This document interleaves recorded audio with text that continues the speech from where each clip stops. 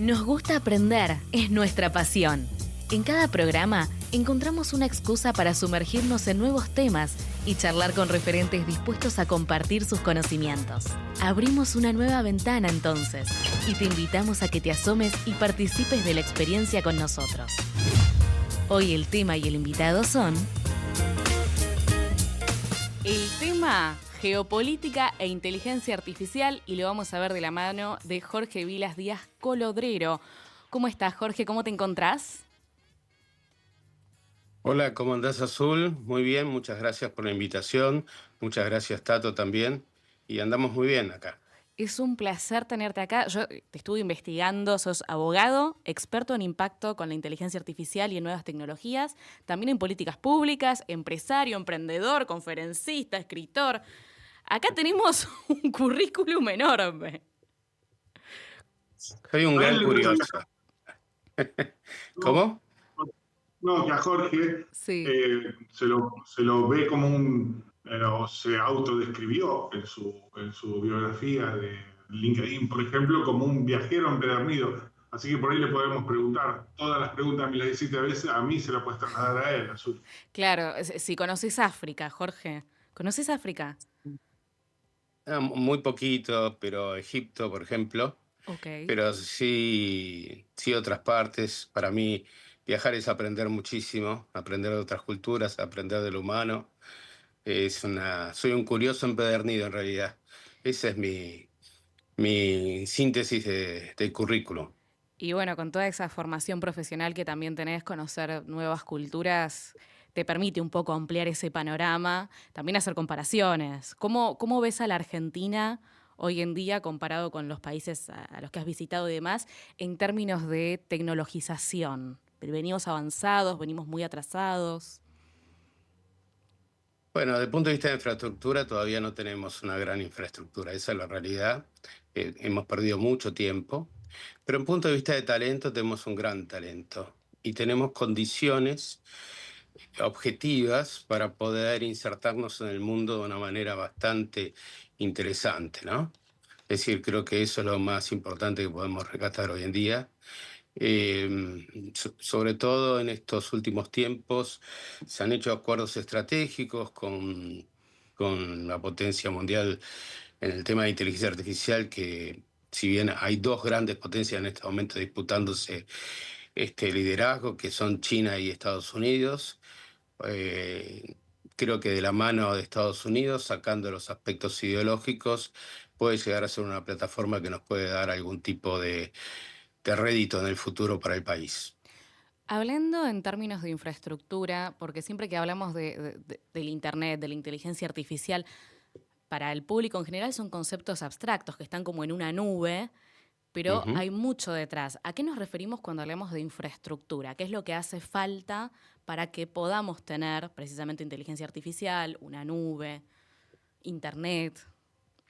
Está bien, para hablarlo en términos de la calle, lo que hace falta son fierros. Es decir, Okay. cableado, capacidad de tener velocidad de internet, interoperabilidad, que llegue a todo el país. Se ha dado un gran paso en estos últimos tiempos al tener internet satelital.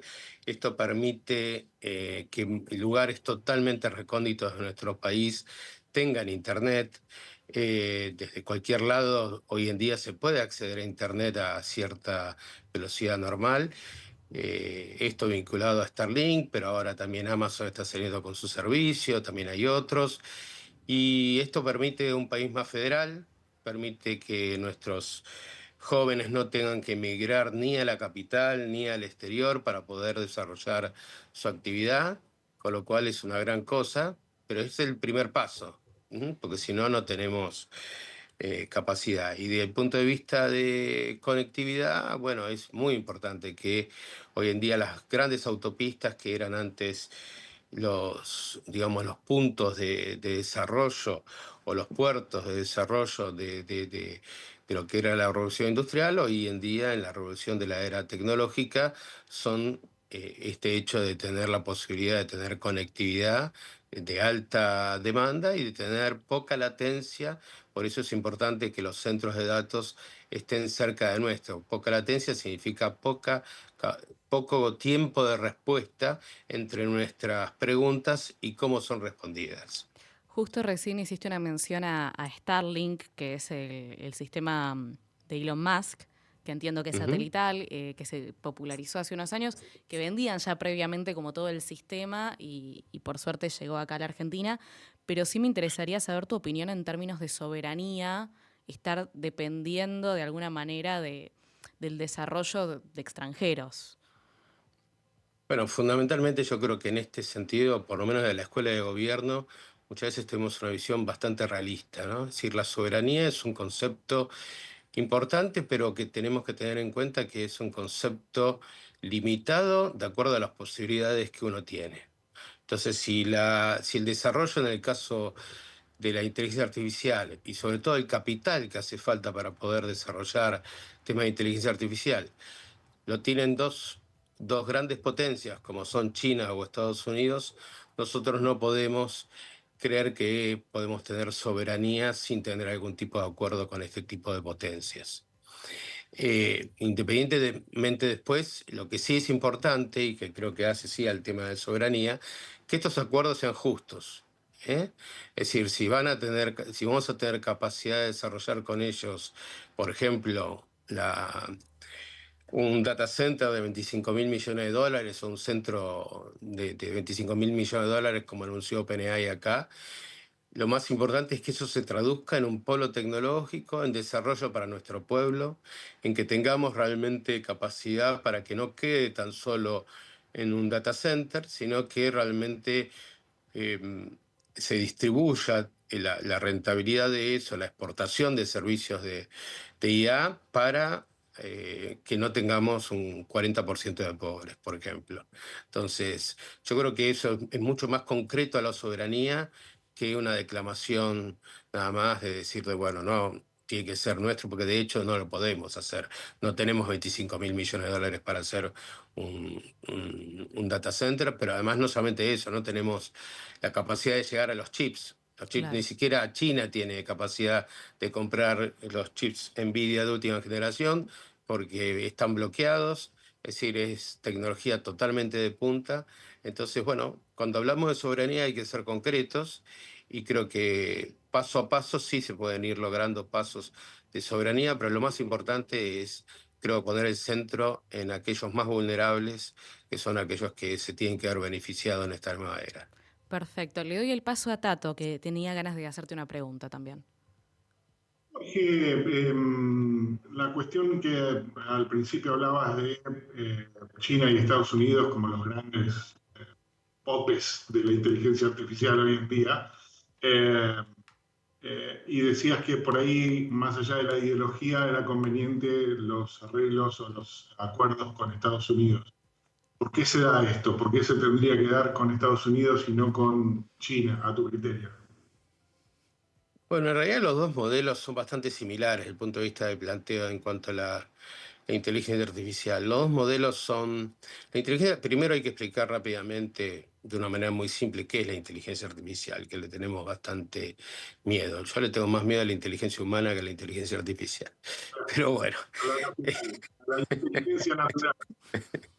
No, la inteligencia artificial no es otra cosa que un sistema predictivo en su máxima potencia. ¿M? La podemos ver, podemos creer que del otro lado hay una entidad o algo así, pero no, aunque les parezca mentira, no deja de ser un sistema predictivo que tiene la capacidad de poder predecir y de poder llevar adelante tareas que simulan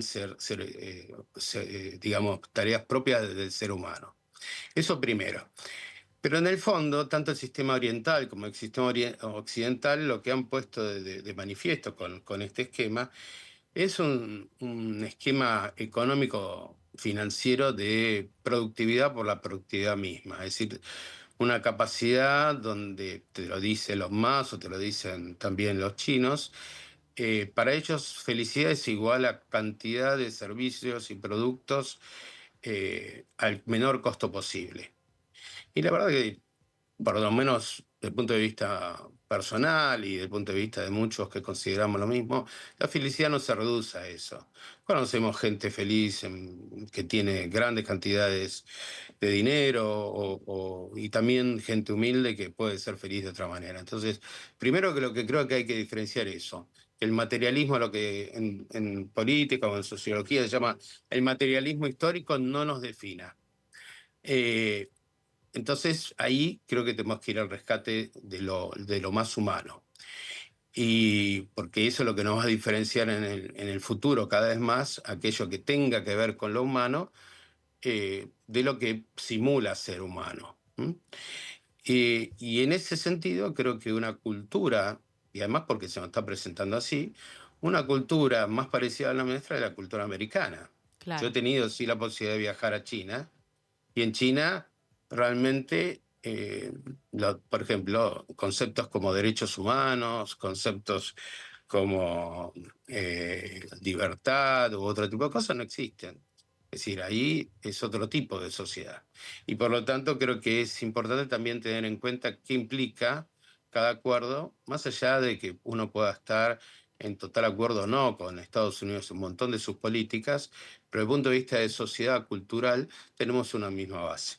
Acá se nos abren varias aristas, la verdad que me gustaría poder abarcarlas todas, pero sí empezar con el tema del futuro económico, ¿no? Con el emplazamiento de la inteligencia artificial, sabemos que va a haber muchos cambios, muchas reestructuras, partiendo de la base de que la máquina puede emular bastante bien una respuesta humana. ¿Cómo ves el futuro económico? ¿Crees que vamos a tener que adaptarnos mucho? ¿Crees que el cambio va a ser más gradual, sutil? ¿Cuál es tu opinión? Bueno, a diferencia de lo que fue la primera revolución industrial, que fundamentalmente afectó a clases bajas trabajadoras y que dio cierto tiempo porque hacía falta concentración de capital para adaptarse, alrededor de 100 años en muchas sociedades, otras todavía no nos adaptamos del todo. Eh, Esta es mucho más rápida, es mucho más vertiginosa y afecta a las capas medias, afecta fundamentalmente a la clase media. Entonces, muchos trabajos, y de hecho ya está pasando, Amazon despidió 30.000 trabajadores, Accenture creo que algo similar, y así diferentes tipos por ejemplo, los programadores van a estar con mucha dificultad, ya lo están, pero van a estar con mucha dificultad.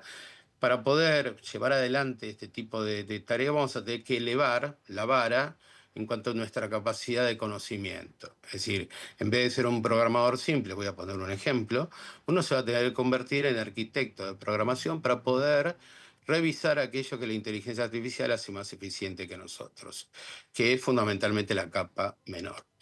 Entonces, eso llevado en un montón de cosas. Pero hay muchas tareas que van a desaparecer o que van a tener complicaciones.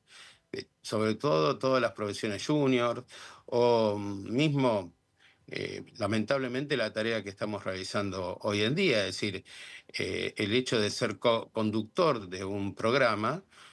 Vamos a tener que encontrar un valor agregado, dado que hoy en día ya hay muchos programas que están conducidos por avatares de inteligencia artificial y que son indistinguibles de un ser humano. Entonces tenemos que mostrar algún tipo de valor agregado donde realmente la beta humana muestre que no somos robots, por decirlo de alguna forma.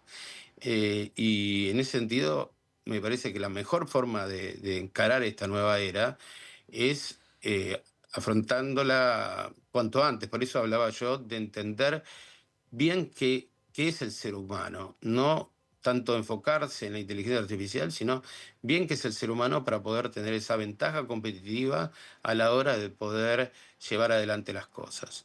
Dicho esto, yo veo mucho futuro, mucha capacidad de liderazgo de Argentina en este proceso, dado que todo reset en la historia o reset de algún tipo de tecnología ha implicado una oportunidad.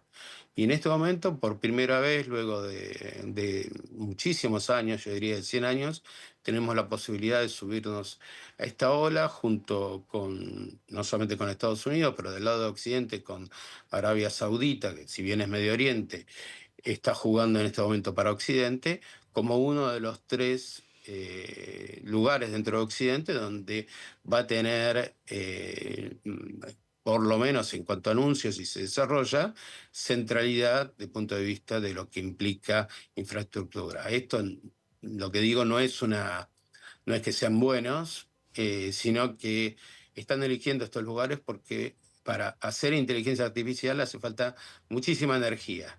Y entonces justamente eligen, de hecho nosotros tenemos la cuarta reserva mundial de petróleo no convencional y tenemos la segunda de gas a nivel mundial, con lo cual ellos están eligiendo lugares donde tengan acceso a energía y acceso a frío, porque esto produce mucho calentamiento y por lo tanto tienen que enfriar sus chips, con lo cual, bueno, hay que aprovechar esa oportunidad histórica, pero vuelvo a repetir, de una manera de que implique mayor justicia posteriormente, que no se quede solamente en un esquema extractivo. Bueno, de hecho abriste varias aristas con ese tema porque nos demuestra que la inteligencia artificial implica la creación de nuevas políticas, no solo en términos de inteligencia artificial, sino en términos de trabajo, en términos de economía, en términos de ambiente. Una reestructuración prácticamente completa. No sé si ya hay algunos países que estén implementando normativas más específicas de este tipo. Sí, de hecho la ley, lamentablemente no han sido buenas las experiencias. Se habla del efecto Bruselas cuando se habla de la ley de inteligencia artificial de la Unión Europea, que se ha planteado netamente como una regulación restrictiva y no, como vos bien decís, de encauzar la transformación, ¿no? Porque si tengo un problema de empleo, bueno, tengo que buscar concretamente cómo lograr encauzar esto para que entonces lograr reconvertir laboralmente y podamos pasar a la otra instancia. Y no basta con la solución que sí nos proponen los grandes popes los grandes que son 10 de Occidente y 10 de Oriente, que para ellos el único esquema es que los estados les den una especie de sueldo universal a la gente para tenerlos como consumidores, pero mientras que, y vuelvo a sacar la ideología, por eso hablo de tanto de Oriente como Occidente, porque es lo mismo. Eh, pero en el fondo la rentabilidad queda la gran rentabilidad queda entre unos pocos, ¿no? Si antes veníamos de estados netamente financieros, ahora vamos hacia este esquema. Entonces, lo que es importante sí es entender este tema, y nuestra legislación, en vez de basarse fundamentalmente en proteger derechos, es decir, como de resistir, tiene que basarse, puede ser en eso, pero tiene que basarse en cómo encauzar esto, cómo logramos que nuestras pymes, que son aquellas que mayormente contratan gente, tengan capacidad de incorporar ya metodologías de inteligencia artificial y que tengamos la capacidad de poder llevar adelante y exportar servicios de inteligencia artificial. Es decir, no quedar y ponernos a la vanguardia. Tenemos todo por ganar, además, porque somos un país que viene de una circunstancia muy difícil. Sí, me quedé pensando en el tema empresas e inteligencia artificial. Cada vez más empresas crean sus propias inteligencias artificiales, más que nada por el temor a la pérdida de datos. Y acá vuelvo al tema de la soberanía y vuelvo al tema de quiénes son los dueños de las inteligencias artificiales, porque obviamente todo el tiempo le estamos entregando información. No sé si es posible no entregarle información, hoy en día todo está en Internet, pero ¿qué riesgos o implicancias tiene que haya estos grandes dueños de inteligencias artificiales que puedan usar nuestros datos? ¿Qué tan amenazante es? Considerando que ya tenemos las redes sociales que también representaban en su momento una amenaza. De hecho, lamentablemente, debo decir otra vez con esta mentalidad realista que los datos ya los entregamos. Wow. Es decir, nuestros datos ya está. Es decir, no es que si vos tan solo te das cuenta por las redes sociales cómo te perfilan y cómo saben de los gustos de uno y cómo saben concretamente, uno hasta piensa y dice, esto me leyeron la mente. El algoritmo tiene la capacidad de poder darse cuenta concretamente más o menos por dónde va nuestro hilo de pensamiento.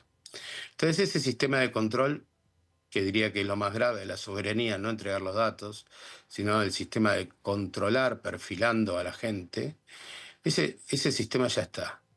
Y de hecho, uno lo puede ver en las generaciones más jóvenes como toman como verdad revelada lo que viven en las redes muchas veces y lo que las mismas inteligencias artificiales le dicen. Los chicos jóvenes hoy en día utilizan para todo inteligencia artificial. Entonces nuestra tarea, tanto como adultos, pero como docentes, va a ser hacerles entender con espíritu crítico, poder diferenciar verdad de mentira. Hoy en día en las redes vas a ver videos que no sabes si son verdad o mentira. Ya no Sí. lo podemos saber. Tenemos que partir y ahí vuelvo a mi vieja profesión, casi dejé hace muchísimos años de abogado, de... eh, nosotros decimos muchas veces la carga de la prueba, ¿no? Bueno, la carga de la prueba hoy en día va a estar que todo lo que pase en el mundo virtual es falso hasta que se demuestre lo contrario. Eso es importante entenderlo, porque nosotros no tenemos la capacidad hoy en día de poder diferenciar qué es verdad o qué es mentira, salvo con un criterio mínimo de sentido común. Y hay un Y cambio aunque paradigmático. sí, sí, tremendo. Entonces, y lo otro, me decías de los datos, de subir los datos a la nube. En cuanto a bases de datos, el tema es que ahí tenemos otra problemática, que son la seguridad de nuestros datos. Lamentablemente, al tener falta de infraestructura, muchas veces en el Estado somos sometidos a ataques y a hackeos de todas estas bases de datos, y en estos últimos años hemos visto como datos sensibles como el RENAPER, o datos de poderes judiciales enteros, o legislaturas, o de municipios, o de todo tipo de organismos han sido hackeados. Empresas también. Entonces, tampoco tenemos los instrumentos para poder defender eso muchas veces. Por eso es importante, si no se quiere recurrir a un data center externo, hay data centers del país poniendo con el nivel total de seguridad de Tier 4, pero sí con Tier 3 que son muy, muy seguros y que nos brindan la capacidad de poder tener los datos por lo menos en el país. Con el tema de los datos me surgió algo que sucedió hace unos meses en Estados Unidos. No sé si recuerda que en una época estaban de moda estos test de ADN que te tomaban información y te revelaban cuál es tu ascendencia, de qué origen. Y bueno, hace poco una de estas grandes empresas quebró y los mayores interesados en comprar la empresa y comprar los datos de la empresa eran las prepagas. Y digo, cómo la gente empezó a sentirse repentinamente muy amenazada porque podían llegar a adquirir datos de vital importancia para después aumentarles los precios en las prepagas o no aceptarlos. Entonces hoy con la inteligencia artificial, un poco admito, por lo menos para mí, ese es un temor. ¿Qué significa No, que cualquier persona o empresa pueda acceder a eso? O que se pueda vender. totalmente. Totalmente, esto es uno de los usos que establece la ley de la Unión Europea, justamente como prohibidos o que hay que resguardar fuertemente el uso de perfilamientos, no solamente a través de estudios de ADN, sino también a través de la misma del mismo perfilamiento a través de inteligencias artificiales, no solamente para el uso en el tema de salud, que puede implicar de que uno tenga acceso o no tenga acceso a acceder a una prepaga, porque ya está predeterminado a que, bueno, como tiene un gen tal, puede llegar a tener cierta enfermedad, entonces no lo cubre, sino también a temas de financiamientos, a empleos y otro tipo de cosas, es decir, un prejuicio antes de ni siquiera empezar en su vida.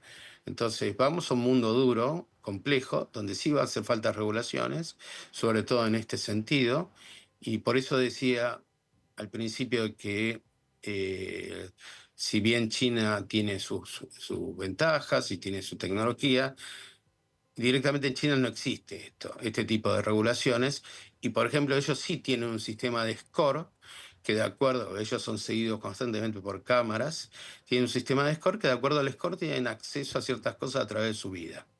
Este tipo de sistemas no podemos implementarlos en nuestra sociedad porque serían totalmente persecutorios, ¿no? No, me suena que es como el nuevo preocupacional de alguna manera. Tato tenía ganas de hacer una pregunta. Sí, Jorge, sé por charlas internas, y lo voy a hablar esto, que anduviste por el Vaticano y demás, en alguna convención, imagino que has estado, y me interesaría saber cuál es la posición o la opinión que tiene la Iglesia frente a toda esta cuestión de la inteligencia artificial. Sí, hemos estado hace muy poquito en un congreso que se hizo, un seminario durante 3 días con 30 expertos a nivel mundial en temas de impacto de inteligencia artificial, muy interesante, reunido por la Academia Pontificia de Ciencias Sociales en el Vaticano. El Vaticano está muy inquieto con esto, no es algo y la Iglesia, no es algo que lo ve pasar, sino que ya tanto Francisco como el nuevo Papa han sacado diferentes tipos de documentos, y lo que, digamos, destaca es 2 o 3 cosas que voy a decir. Una primera es que ningún tipo de inteligencia artificial no, deja de tener una cosmovisión. Está entrenada de una forma especial y por lo tanto tiene una cosmovisión de lo que para ellos es, digamos, la verdad o verdades, digamos, relativas. Esto es importante entenderlo porque desde la industria se nos trata de meter de que la inteligencia artificial es una especie de oráculo aséptico, un cuasi Dios que puede responder cualquier cosa y que siempre va a responder con la verdad. No, no es así. Cada inteligencia artificial tiene su cosmovisión, ha sido entrenada de una manera, esto es importante entenderlo. Lo segundo es que el ser humano no se limita a una especie de racionalismo o vuelta al racionalismo, en este caso, con el esquema de que en realidad el ser humano es una especie de computadora biológica.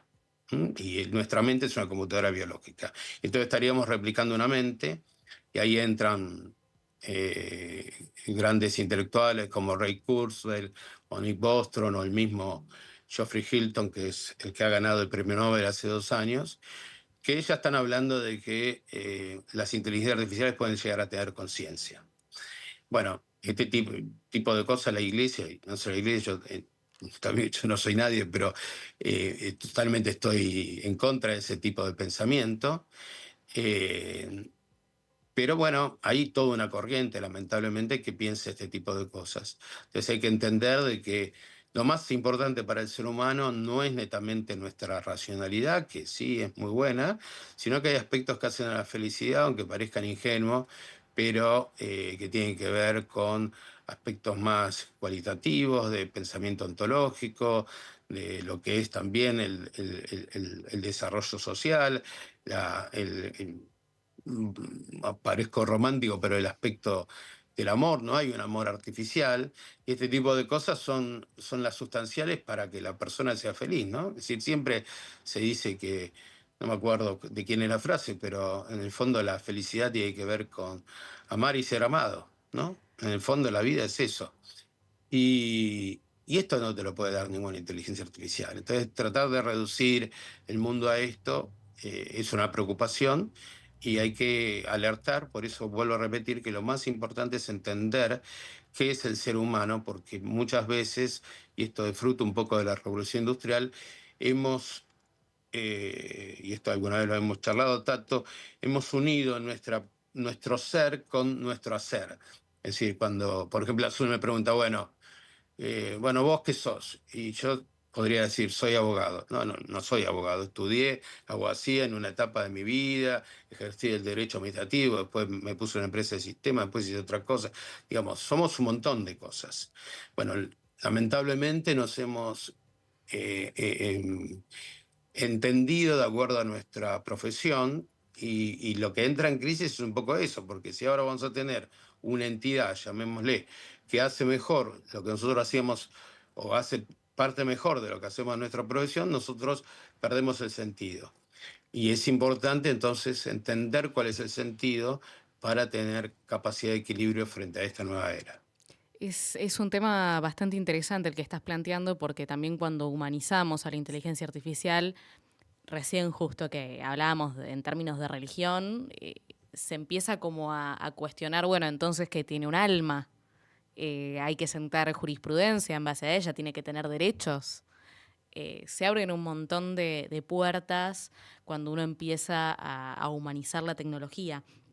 Sí, no puedo evitar pensar un poco con lo que dijiste en el tema de los sesgos de confirmación en un mundo tan globalizado como este, que la inteligencia artificial a cada uno de nosotros nos conoce gracias a los algoritmos, gracias a la información que adquiere de las conversaciones que va teniendo con nosotros y que de alguna manera intenta todo el tiempo ser complaciente. Entonces, si tenemos alguna idea o alguna línea de pensamiento, va a intentar ir por allí. Y ahí sí me pregunto qué riesgos hay cuando hablamos, por ejemplo, de xenofobia, de prejuicios.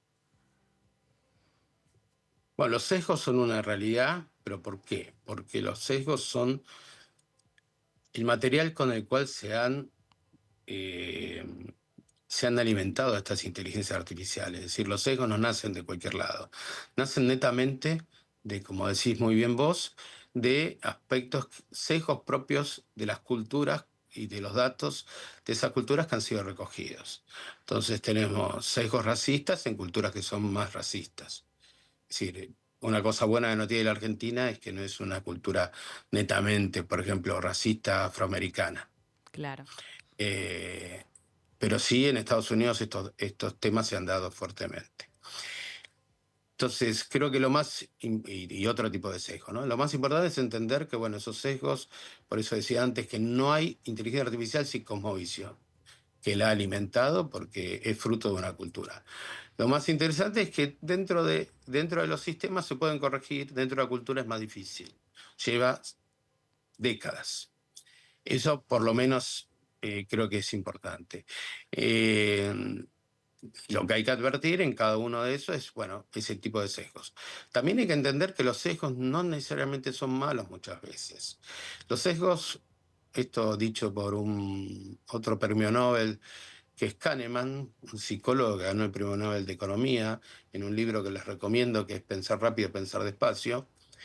Él describe los sesgos cognitivos como atajos que nos permiten lograr algún tipo de resolución de situación más rápido. Entonces él dice, bueno, estos sesgos, por ejemplo, pongo un caso, si se crearon cuando era el hombre prehistórico, se vio un mamut cerca, no preguntaba si era bueno o era malo, sino fundamentalmente lo que hacía era, me iba porque si no entraba en peligro. Bueno, muchas veces los sesgos, como tienen que ver con cada cultura, es lógico que estén presentes de acuerdo a cada cultura, y esto también hay que entenderlo, ¿no? Es decir, sin ofender a nadie, pero si hay un problema entre Armenia y Turquía, porque los armenios dicen que tuvieron un genocidio, es lógico que por ahí una inteligencia artificial armenia no quiera tener ingenieros turcos dentro de de su industria. Pongo ese ejemplo nada más porque es un caso conocido, pero hay miles. Entonces, creo que hay que advertir eso, de que en realidad lo más importante es la cultura.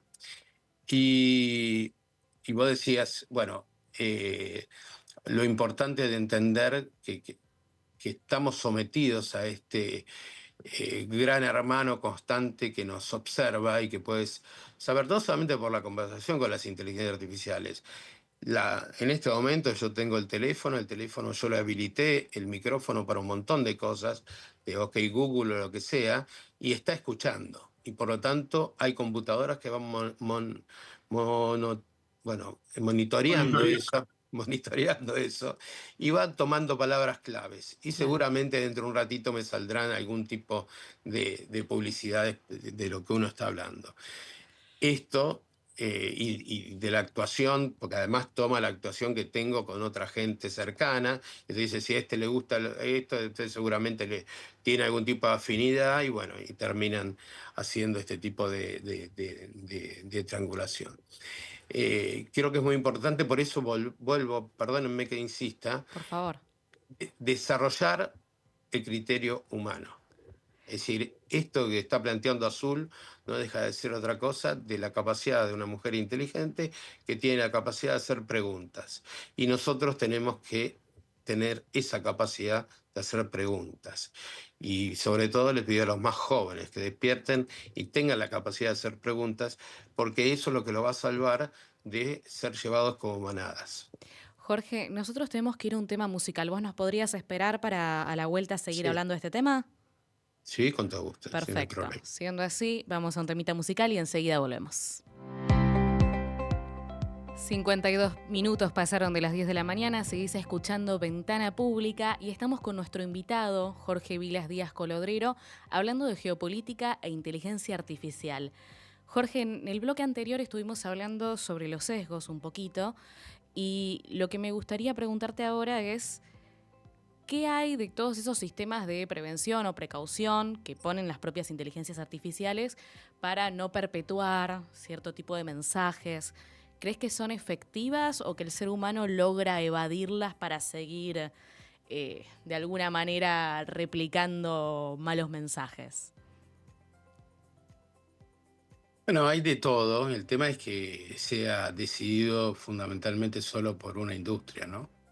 Es decir, esto para mí, bueno, no es un tabú la actividad privada, porque de hecho tuve una empresa de sistemas, pero tenemos criterios éticos, pero no puede ser determinado por una cultura, porque también impone, sino.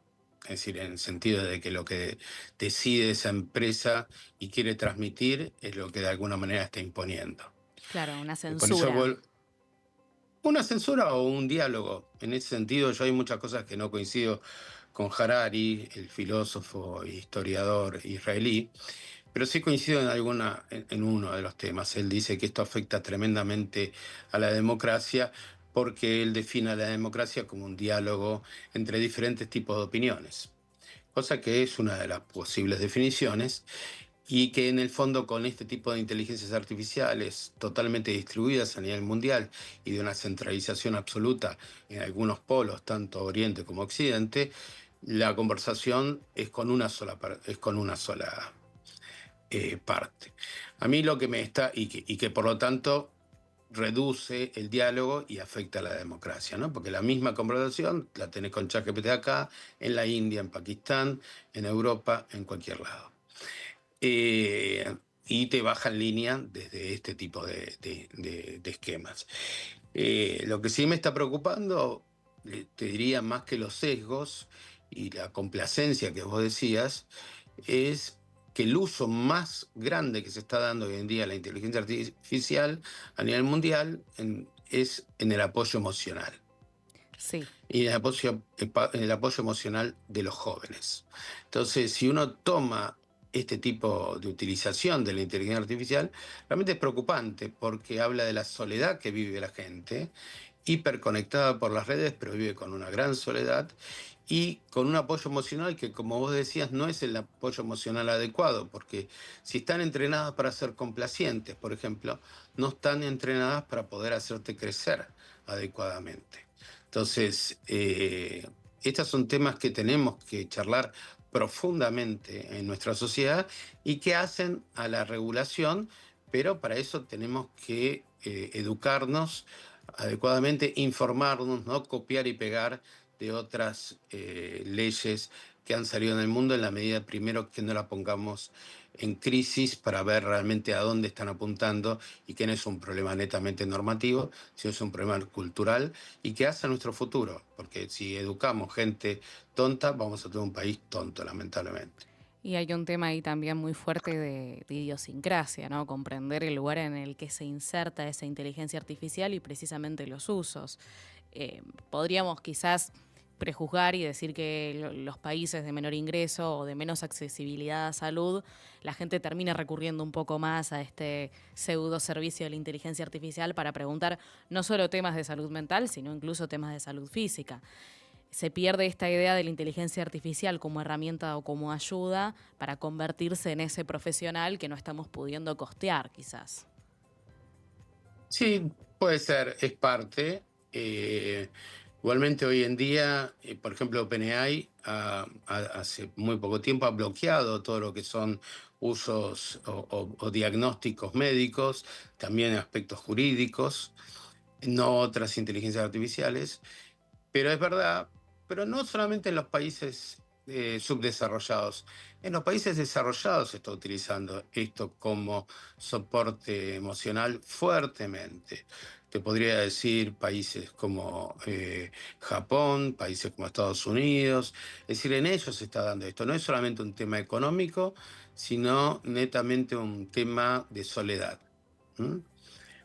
Así como el otro día lo escuchaba a Santiago Bilinsky, que decía que realmente, perdón que mezcle todo, pero No, bueno, por en el favor. fondo tiene que ver todo con todo, que vivíamos en la etapa de mayor libertad sexual, pero con menores índices de relaciones sexuales, y que él explicaba de que había estudios de iniciación recién a los 34 años, es porque vivimos una soledad tremenda en nuestras sociedades.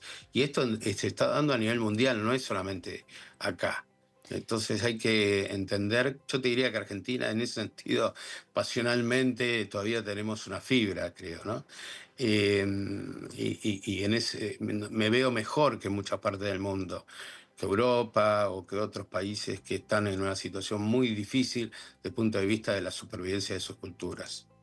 Tato, ¿puede ser que tengas una pregunta para hacer? Puede ser, Ahí puede va. ser.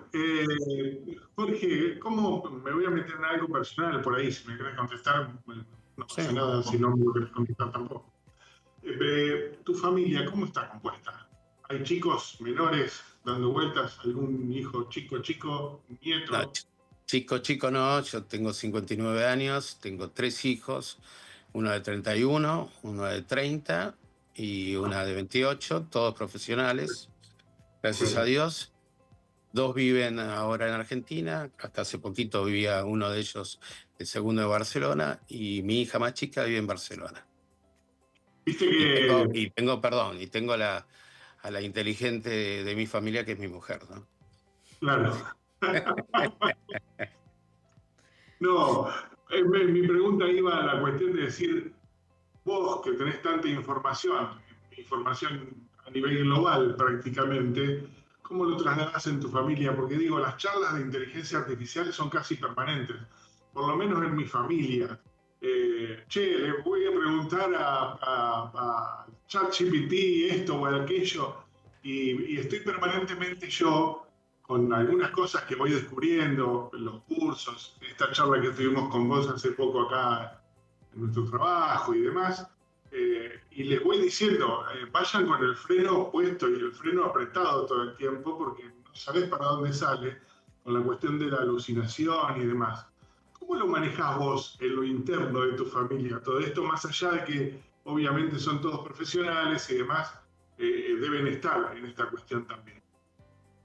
No, sí, totalmente. En realidad ellos fueron formados de chiquitos, un poco a imagen y semejanza como yo me formé. Yo fui a un colegio de la UBA, el Colegio Nacional de Buenos Aires, un colegio muy exigente, pero que me enseñó a mí a criticar y a poder tener una capacidad de juicio sobre todas las cosas que se me presentaban.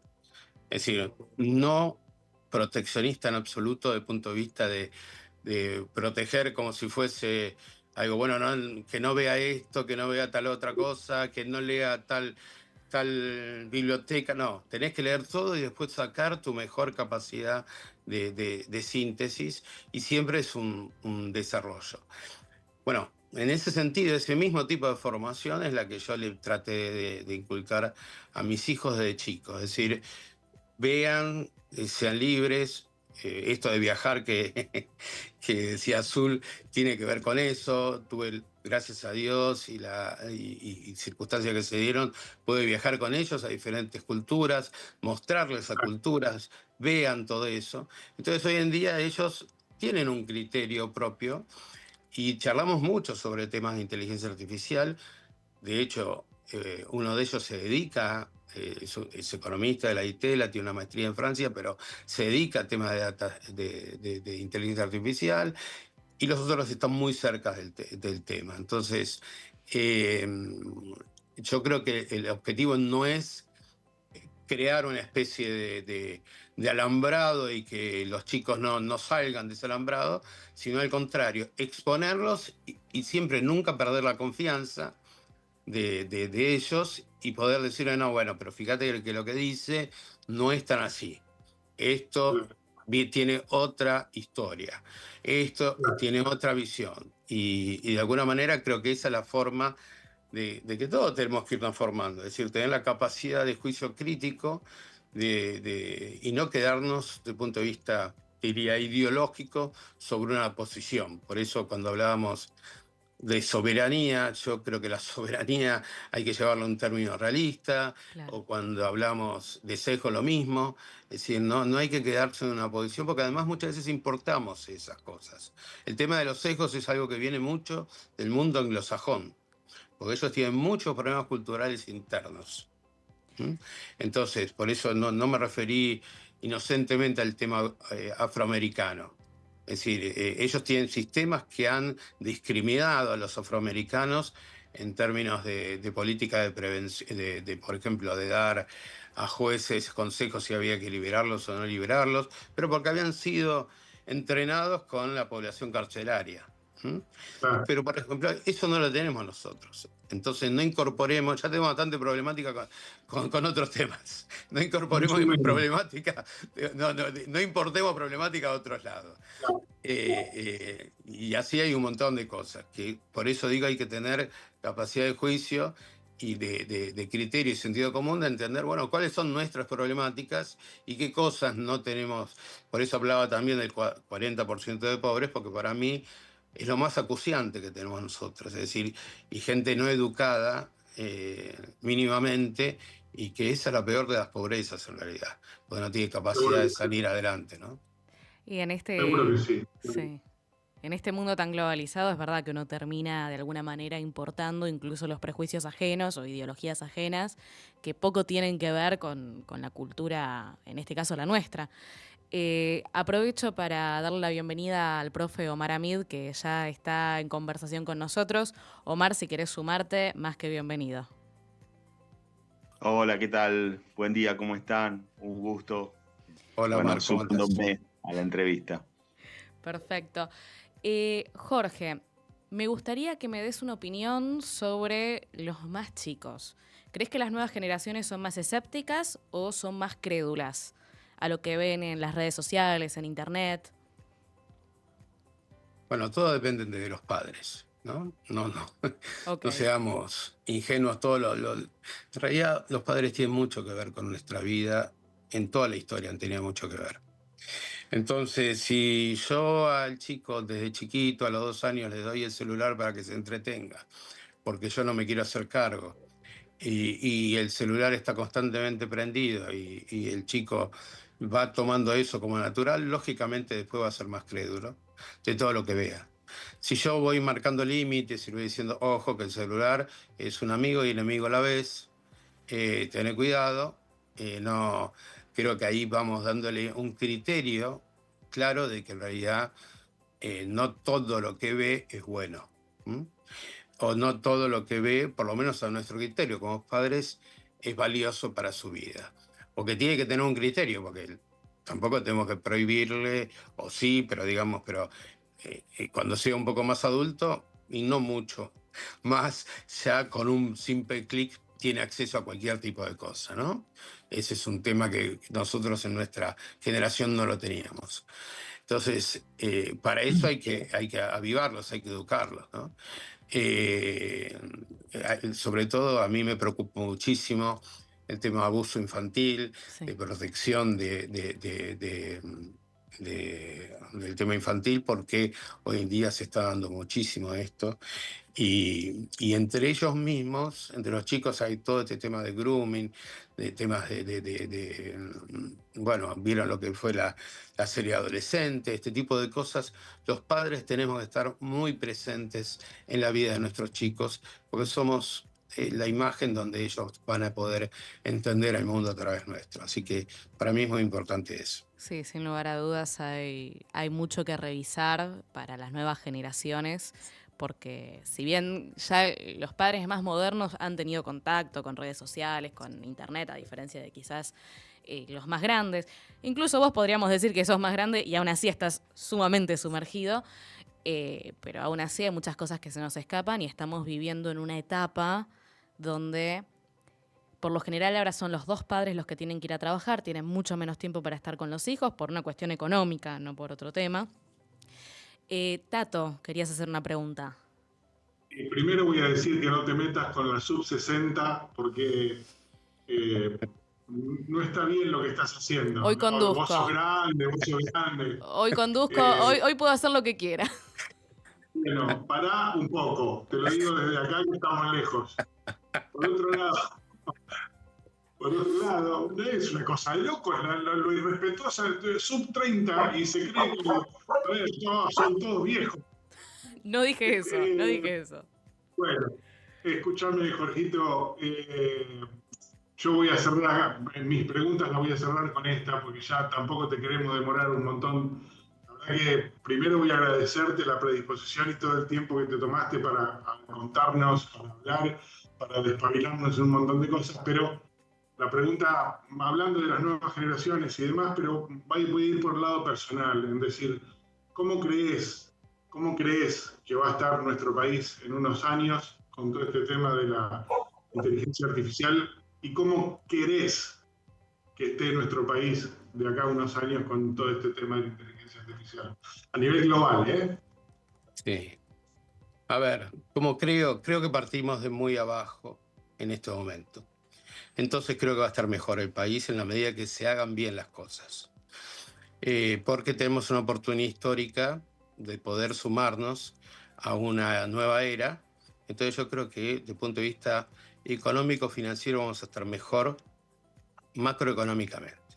Okay. Después, desde el punto de vista de cómo quiero que esté, quiero que sí eso se reparta adecuadamente y ayude al desarrollo de toda nuestra sociedad. No que quede en manos de los sospechosos de siempre, por decir una película.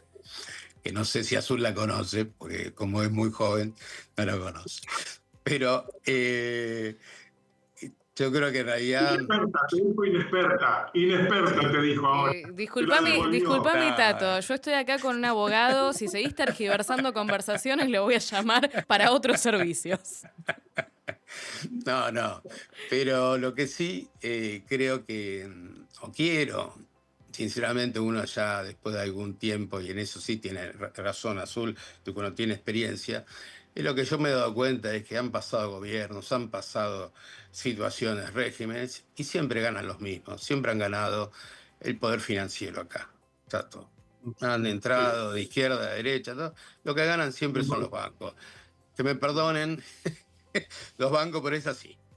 Entonces, no me gustaría que sigamos en esta dinámica ahora con una otra nueva oligarquía o aristocracia tecnológica y nada más.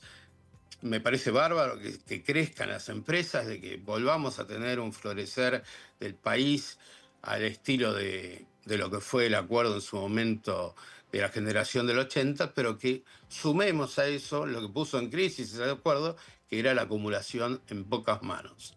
Entonces, logremos un equilibrio, si podemos ganar, tenemos un país inmenso, tenemos una cantidad de población que, desde el punto de vista mundial, no es tan grande, somos 40 millones, para que tengamos en términos lógicos, esto en términos de magnitud, somos el error estadístico de China. Entonces, entendamos que no es un problema tan grave para el mundo solucionar 20 millones de pobres, sino el problema es mucho más grave, tiene India o China. Pero por favor, tomemos seriamente, con responsabilidad, aquellos que tenemos algún tipo de responsabilidad empresaria, político, académica, para que darles un país como la gente a nuestros hijos y sobre todo apuntemos a una muy buena educación, porque la peor de las pobrezas es el hecho de no tener gente educada que no puede manejar su destino. La verdad, Jorge, fue un placer tenerte en este programa. Te comprometo, vamos a seguir en contacto con vos para alguna nueva entrevista, porque sabemos que todo lo que es inteligencia artificial avanza a pasos agigantados, así que probablemente te estemos llamando en otra oportunidad. Con todo gusto, Azul, no hay ningún problema. Bueno,